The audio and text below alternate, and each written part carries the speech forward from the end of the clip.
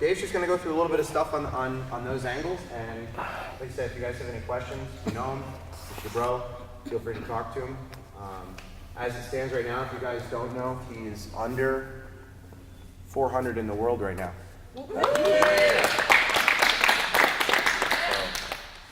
Floor's yours, bro. All right. So I got a couple of handouts here. How many of you would like to get 10 to 15% more performance out of every WOD that you do? Raise your hand, that would be cool. All right. So we're going to talk about that today. If you can, just take one, pass it around. Hopefully if you ever come back in, you know, the red pill or the blue pill? The red pill or the blue pill? It's the red shirt, no.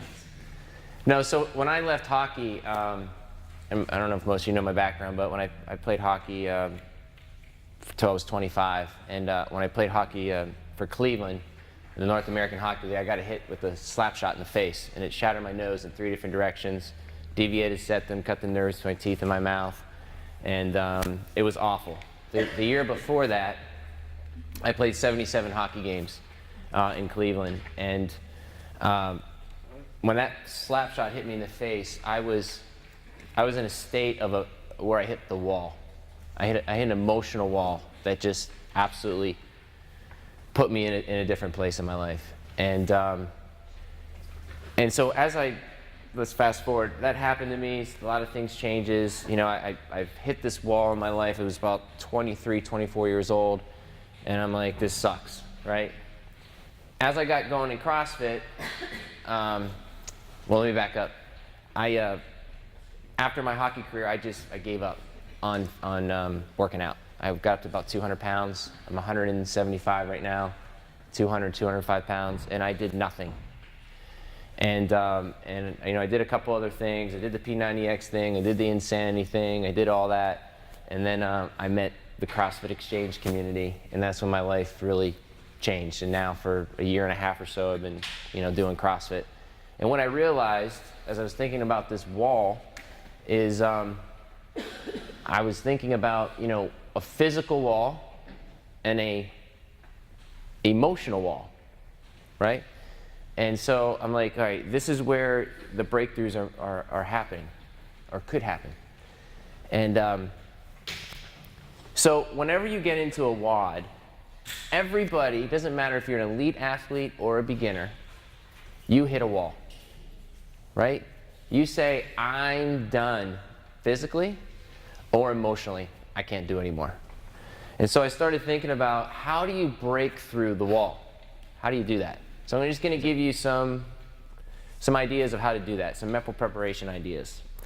The NBA, the NHL, Major League Baseball, when they draft a player when they're 18, 19 years old, they all have the management, general manager, owners, they all have an expectation that they put on this 18-year-old of what their abilities could be in the future. So the sheets that I handed out there to you, is there an extra one, by the way?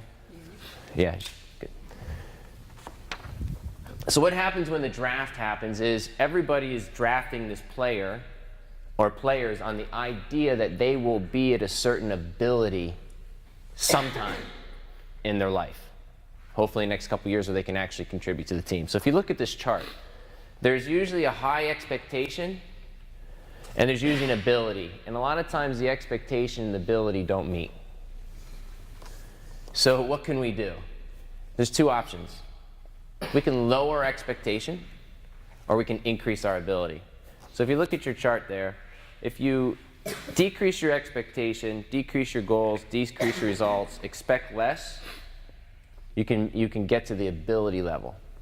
So a lot of times we have too big of an expectation when we get into a WOD of how well we're going to do. You know, if you're looking at the leaderboard or you're looking at different times on the board and you go, gosh, I can do that, and then your body's like, your body ain't going to do that, right? So there's too high of an expectation, or the ability just isn't there to be able to perform it.